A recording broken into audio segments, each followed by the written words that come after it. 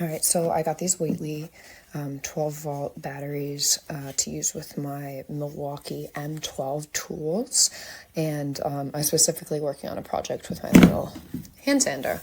So you pop it in, and it will work. But the thing is once you start applying, using the sander on a wall or on a project, it loosens. You can see how it's like doesn't fit in properly, and it will just stop working. So then you have to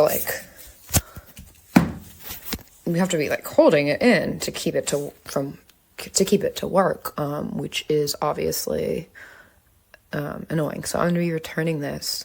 It might work better on other tools that don't vibrate, but it's definitely not a good fit for this particular tool.